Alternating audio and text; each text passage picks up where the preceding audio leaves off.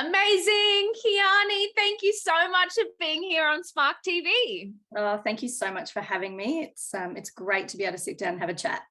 Yes, I am so excited to share your story. So let's just dive straight in.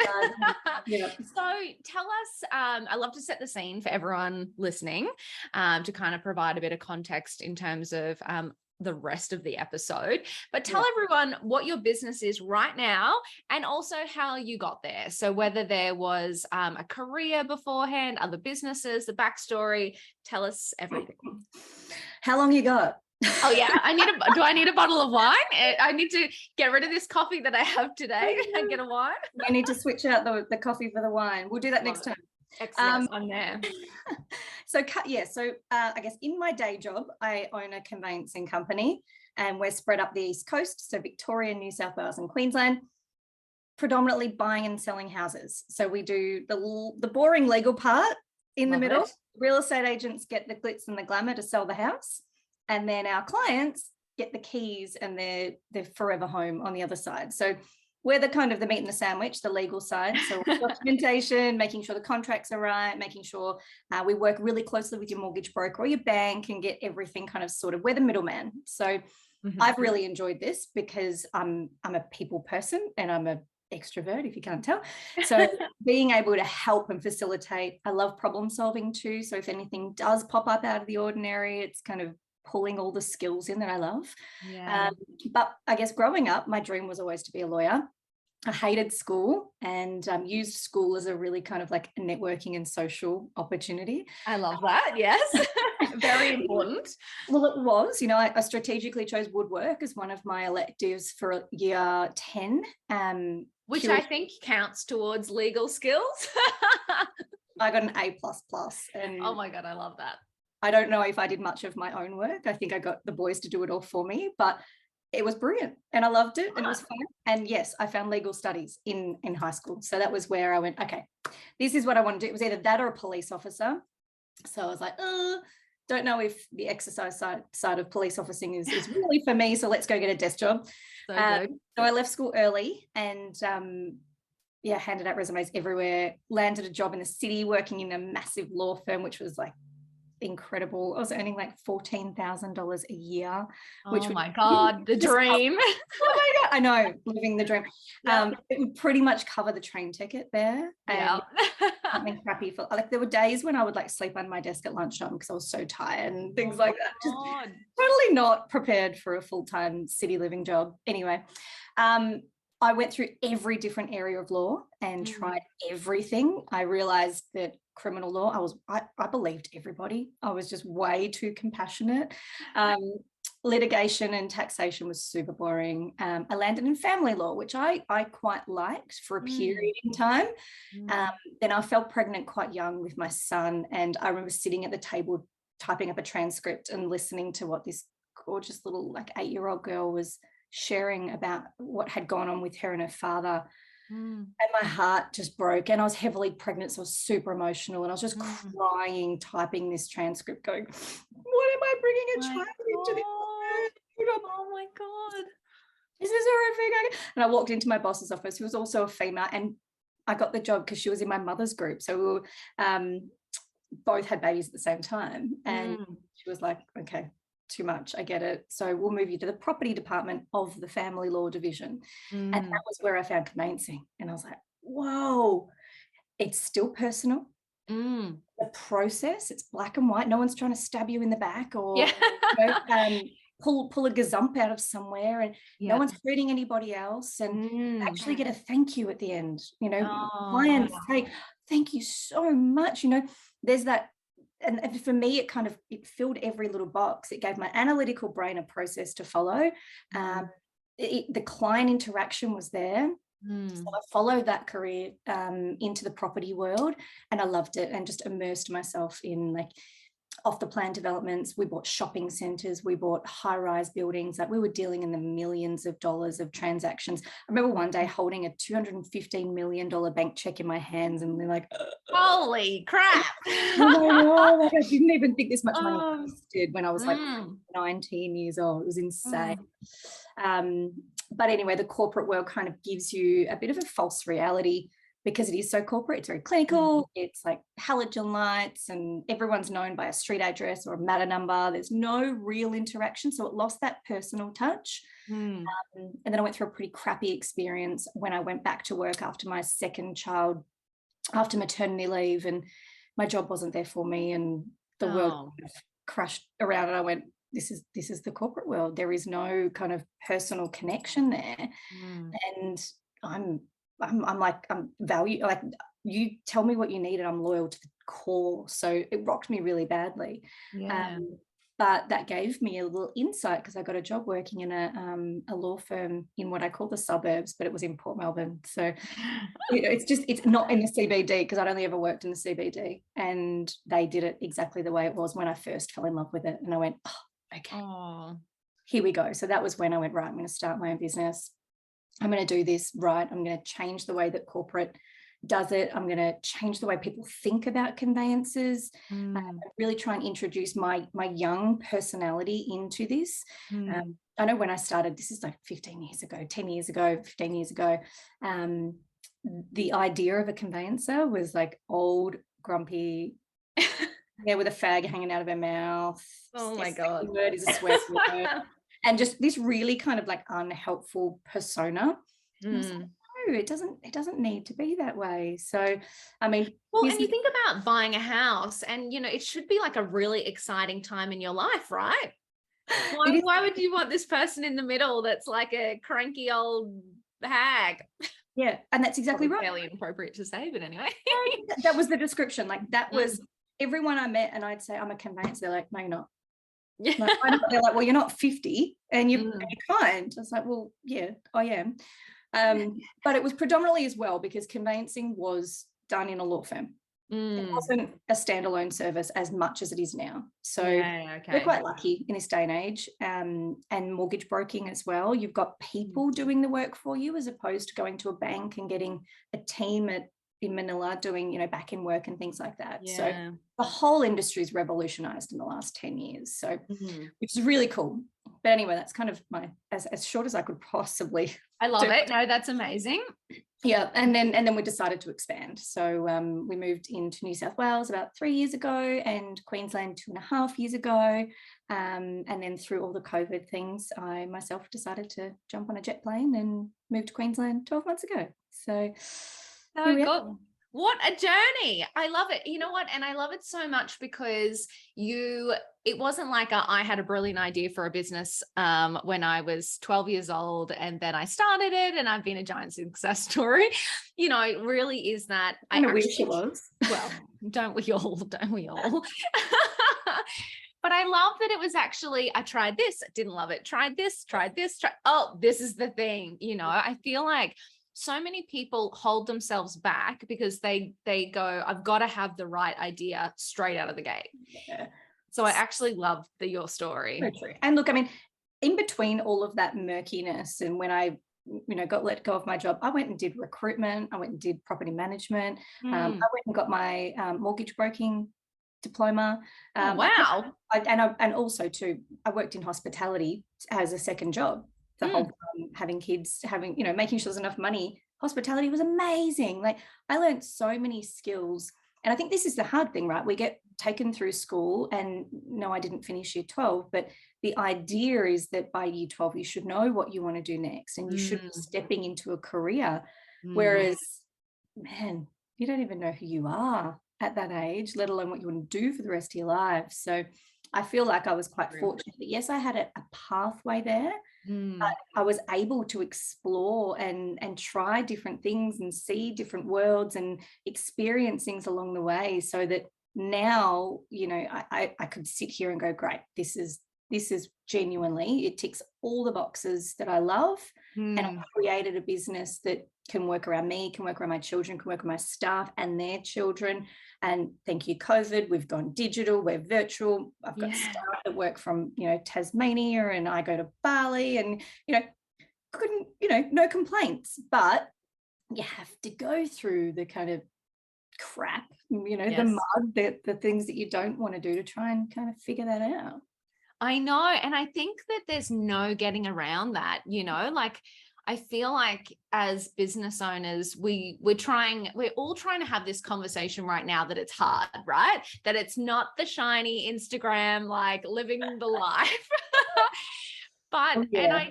but I don't think it's a bad thing. We talk about this idea of hustling, how negative it is, and how think days are bad and the roller coaster. But I'm like, I don't think it's bad to go through that, to actually figure out what you like doing, how you want to run your business, how you want your life to look, and also gain all of the skills that you do not learn at school. Well, how else are you going to learn it? Yeah. The only way we learn is either by making mistakes or doing something that we don't want to do. Yeah, totally. And look, I mean, also too, we're not princesses. We're all going to have to do things we don't want to do. If I've got staff away, mate, I will be the receptionist and answer the phone. I don't care. There are things that we have to do to make sure that our business is run, and that's fine. But yes, you're right. We learn through these experiences that maybe are not, the best glamorous. but that's right. And even if they are glamorous, sometimes we go, oof, I can't imagine doing that every day for the rest of my life. Yeah. Great. One thing you don't want to do. Good on you. Exactly. I know. I love that experience of learning and experiencing. I think that's the only way to do it and the only way to progress in business. So tell me then, because you've had so many amazing experiences, or experiences, good or bad, what have been some of the biggest lessons going from working for somebody else to actually starting your own business? Oh gosh, yeah, you're right. They're good and bad. Like it's not all rainbows and shiny things, but it's also not all hard either. Yeah, totally. For some of us, and I think the big thing too is that we are all built different. And I know that I'm a natural born hustler. I love it. Yeah. That's the part of me that gets excited. I need to be constantly stimulated and creating and in my power to be able to it's innovate. If I can't do that and I become stagnant, then my ops manager's like, Kiani, don't touch anything, you'll break it. So it's always good when you have people around you that know who you are. Yeah. At the start, you're right. It was just me. But in that role, because I was wearing so many different hats, that was kind of like exciting but overwhelming and freakingly, oh man, like some of the things that come and you're like, I should have known that and I didn't. So far over my head, and that's where the self-doubt kicks in. You're like, who am I to be doing this? Should I be doing this? And for me, I think the biggest thing was that self-doubt. It was that constantly questioning, am I doing the right thing? Am I doing it wrong? And then if something did go wrong, crap, I should have known that. I should do it better. And that all led me in the path and the direction of having professional, they're called performance consultants, because I've had a couple of coaches in the past and I don't do the fluffy stuff. I'm an activator. Get it done now, and results, I need to see that my actions are resulting in something beneficial. Yes. So they call themselves performance consultants, which I love. I have never heard of this before. What is a performance consultant? So I need one in my life. Well, the way that they came into my world was I was overwhelmed, I was stressed, and I met gentleman Nigel at my BNI chapter down cool.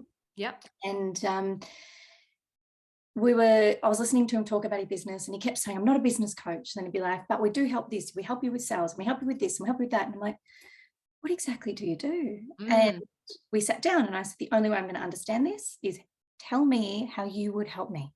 Yeah. And he's like, right, tell me your 3 biggest problems in your business. And I was like, got no time. All I do is send emails and I don't have my eyes over the cash flow. He's like, great. What we would do is this. We would do then we'd help you do and then we'd look at and I was sitting there, I was like, sign me up, take my money. I'm like, you are my angel. You are interesting. I'm like, is this real? Is this possible? And so so the company's Follow to Mo Global, and within 3 months they had systemized my business. All I was looking for was like an hour, just 1 hour where I could kind of think and process. And we ended up getting me an hour a day in 3 months. And for a Wow. business owner, and I was doing like 20 settlements a week on my own, running the business, trying to do networking events, going to B&I, raising 2 children by myself, running the house. God. So you can imagine that I was up at 4 a.m. and awake until 1 a.m., emails constantly backwards and forwards, and then phones, and it was manic. So I couldn't, because I was so in it, I couldn't see beyond it. But when they looked at it, they were like, oh, great, we put this process in, we do this system, we do this, we do this. So having those foundations set has given me, like now my scale, our foundations are so solid, we could double overnight, and we've got processes, the systems, the people, the everything. It's great. That's incredible. You don't know what you don't know.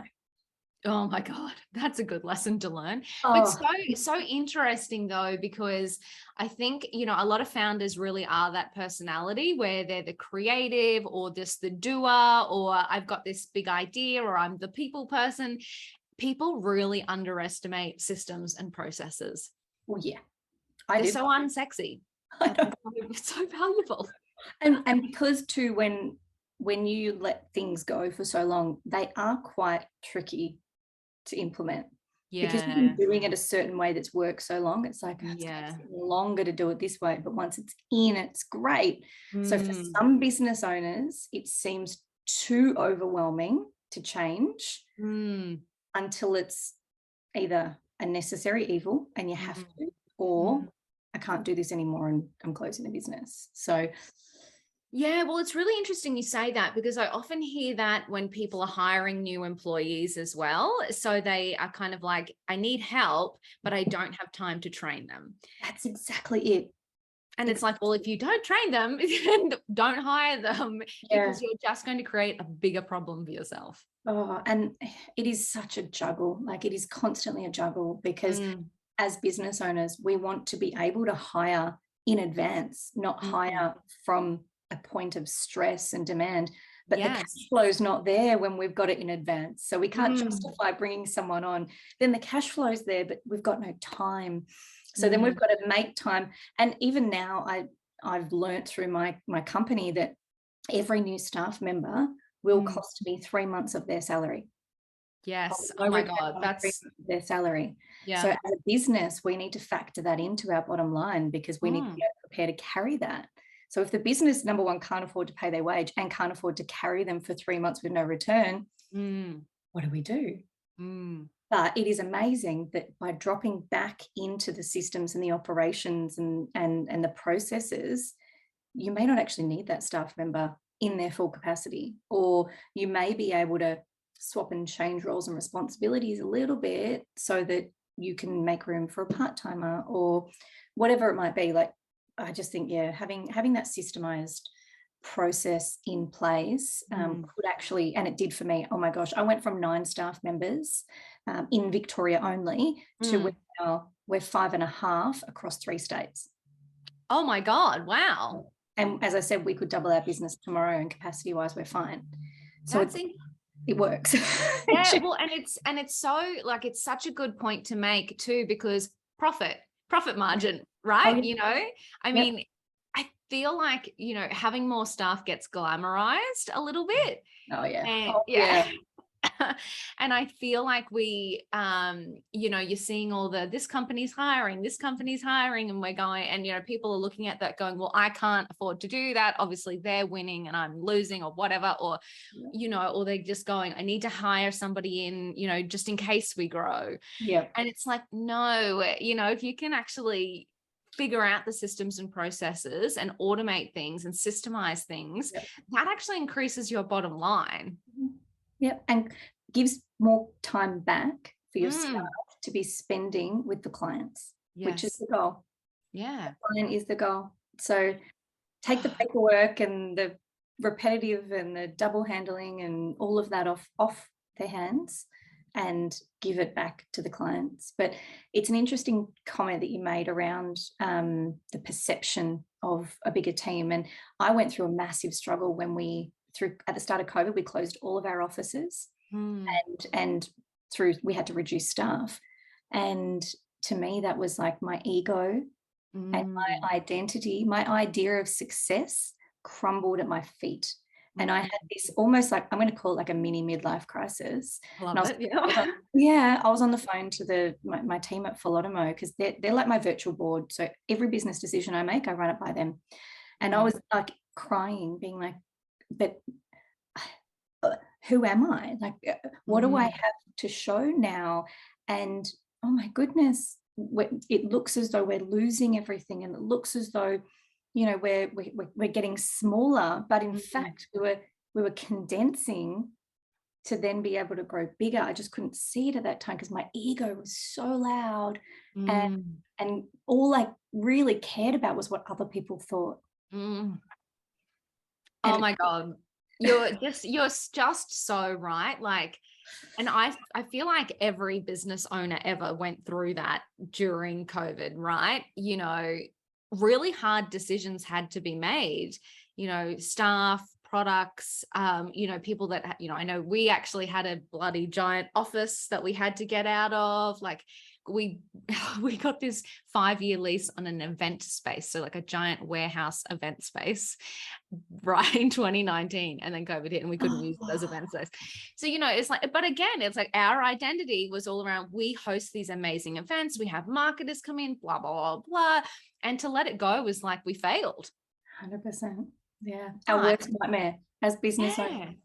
Yeah. Worst nightmare. And you're locked in the confines of your own house, so you can't even, I don't know, like, I think that was the other thing too, because it was during COVID. Normally I would go and sit with them face to face, and we'd nut out, we'd go on the whiteboard, we'd figure out what it's going to be. But because there was that no human interaction either, and even just being able to talk to friends and family about it, was like, oh, I'm so alone and secluded, and everyone's going to forget about me, and I'm going to be a nothing and a nobody, and I'm not going to be able to pay my staff. And like, oh, the stories that I was telling myself were insane. Oh, and you're so right though about not the face-to-face element. Like even video, it just doesn't quite cut it, I don't think, you know, like I want to feel you, I want to sense you. And too, like, you can even notice when you go to say something or crack a joke, or you got to kind of wait for them to stop talking, and you're like, oh, we've lost the flow. Okay, keep going. It's so true though. And I think like as business owners, when we're going through this period of like, holy shit, my world's ending, then having a video conversation still doesn't quite reassure you, because you haven't quite got the reassuring vibe from the other person. That's exactly right. It's exactly right. And yeah, look, I think, yeah, the ego and the perception is such a big thing. And we do, I mean, we've grown up in a society where, you know, maybe before social media was as big as it is now, but the only things we really saw on TV were, you know, your Microsofts and your Apples and your big corporates and your big companies, and it was all about turnover and staff. And so we've been raised in an idealistic world that more is bigger, or bigger is better. Whereas they don't tell you behind the scenes that Uber didn't make a profit for like the first 8 years or something crazy like that. And they don't tell you those kinds of things. It's all perception. And yeah, it took a really long time for me to, you know, in my mind, it felt like a long time, rework that and rewire that. But now it's like, oh, hell no, I'm proud. We run skinny, we run tight. As I said, we've got so much time to give back to our clients now. Can't believe we didn't do this sooner. So and family as well. Like you mentioned, you have 2 kids, you know, I'm sure getting time back in your day is probably a good thing. Absolutely, 100%.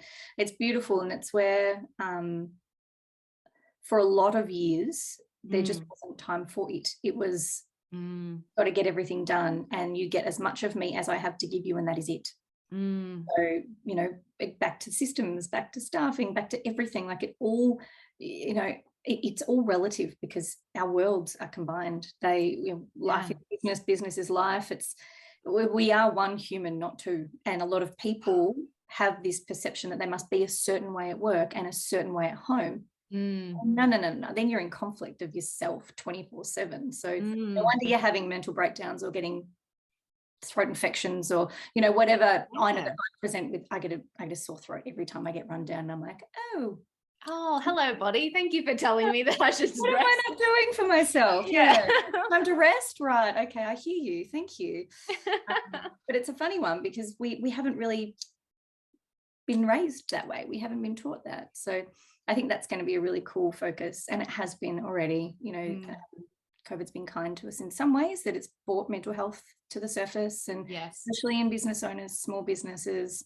We did see a lot of devastation with businesses through that time, but SMEs really are the future. We're going to bring this economy back again, and we're going to do it with a big fat smile on our faces, I have no doubt.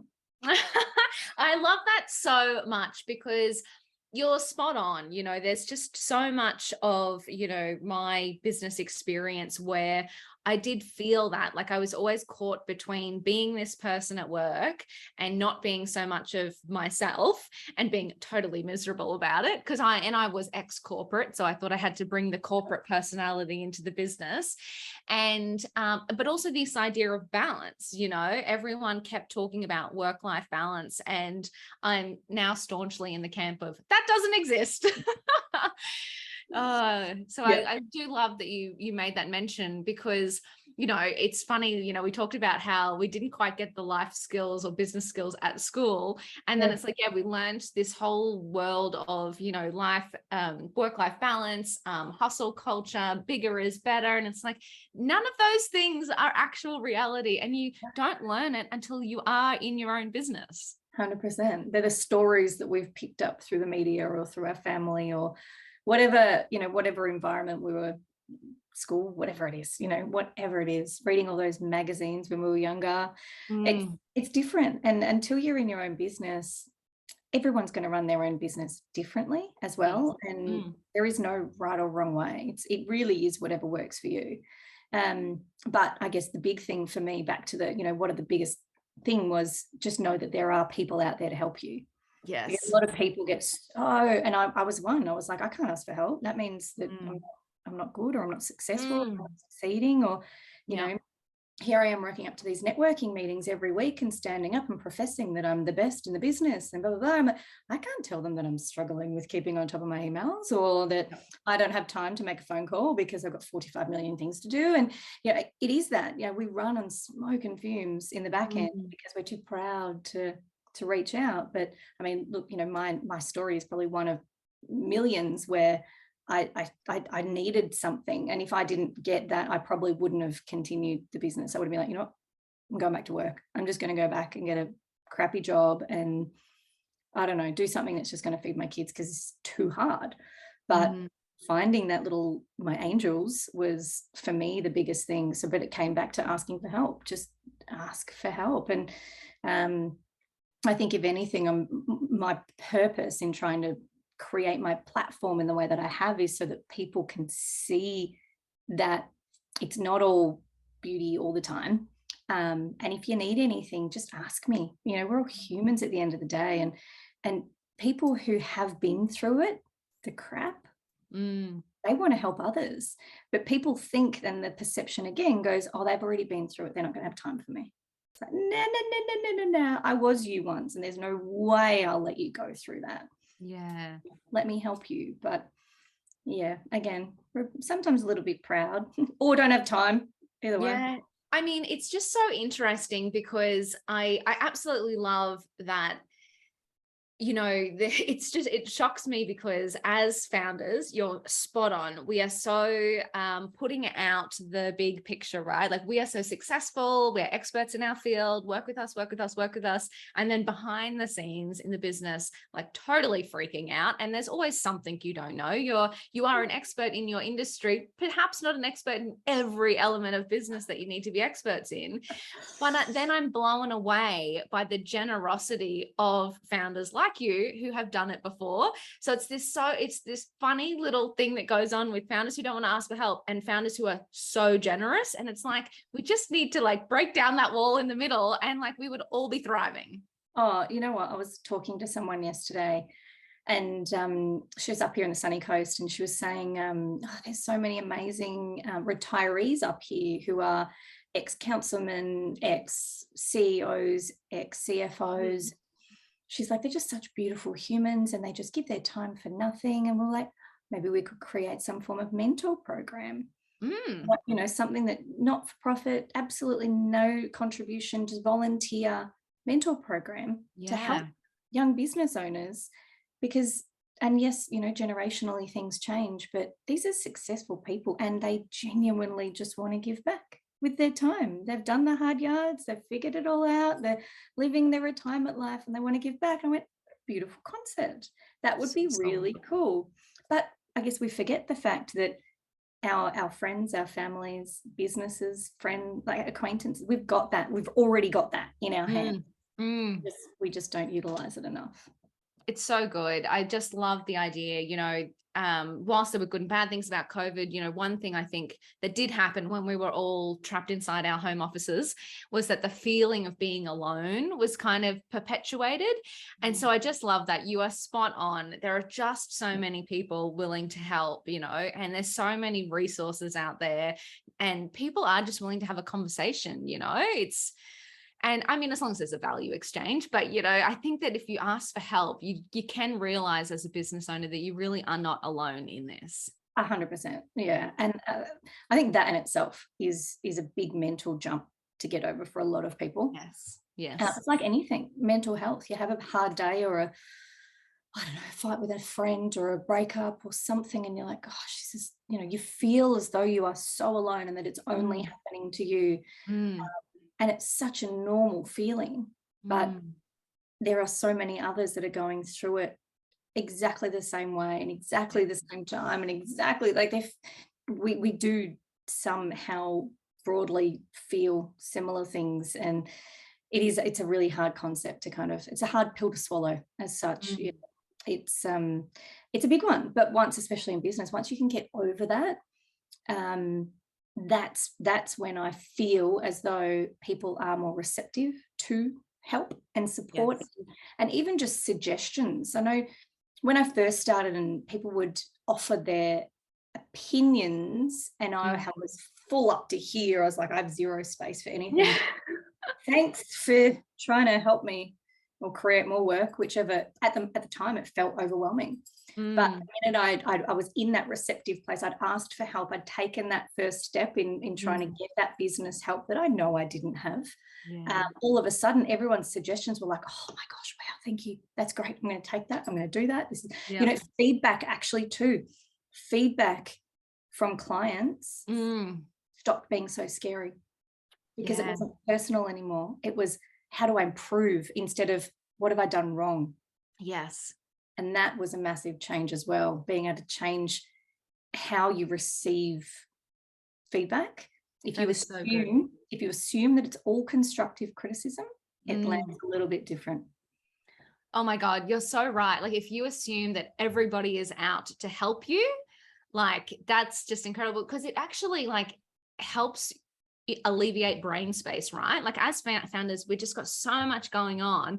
It's like, if you just assume everyone's out to help you, then all of those little nuggets, like, absolutely, I can do that. Absolutely. That makes that quicker. That makes that better. Like, cool. I no longer have to think. All of the inputs are coming from people who want to help my business, who are my customers, who will be repeat customers. Listen to them. I promise you'll be able to sleep at night too. Because there's so many times when someone would say something, and because I wasn't in a position of receiving that information, I took it personally. I wore it. I carried it. I didn't sleep. I was cranky. But then, yes, if you can look at it and go, oh, thank you so much for your feedback. I really appreciate you taking the time. I'm going to now attend to that. I wasn't aware of that before. Thank you so much. We are going to be better humans for it, whether it's coming as whatever the intention is for them putting it out to you, we receive it as something that we can grow on or learn on. And sometimes it's thank you so much. I appreciate it. And it may not be right for right now, but just bank it somewhere. It's just, you're right. It's just changing the way that it's received. So it's not so personal. I love that so much. Okay, well, we could talk all day, but let's wrap with the last thing.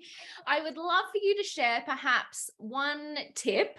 So we have a lot of people tuning into Spark TV who are just starting out in their business journey. So maybe one thing that maybe you wish you had known back in the day, or perhaps a tip that might help people get through the hard days. That is a really good question.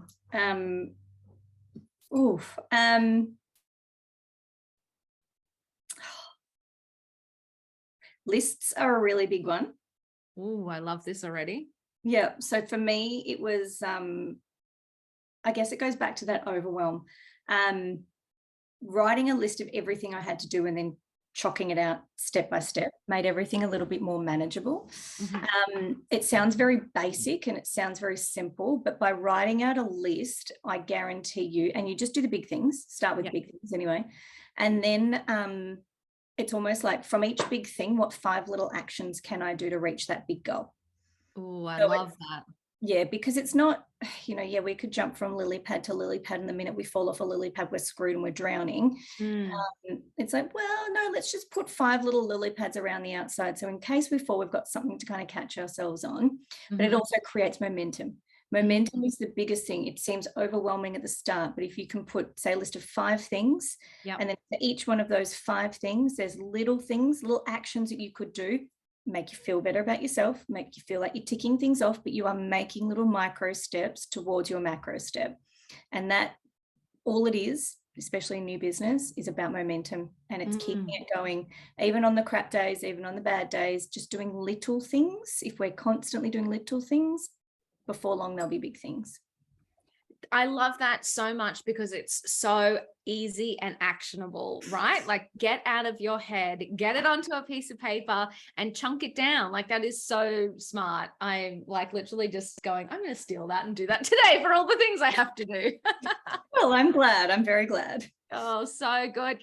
Kiani, you are absolutely incredible. Thank you so much for spending your time with us today on Spark TV. I know that this conversation will add a lot of value to new business owners' life. So thank you so much. Yeah, thank you so much. I apologize for what my camera's done for the last little while, but it's a bit of mood lighting going on here. But, I love it. I love it. No, it's been awesome. As I said, I love sharing. I love helping. This is an amazing platform for that. So congratulations and well done. I'm looking forward to watching you guys keep doing amazing things. Thank you so much.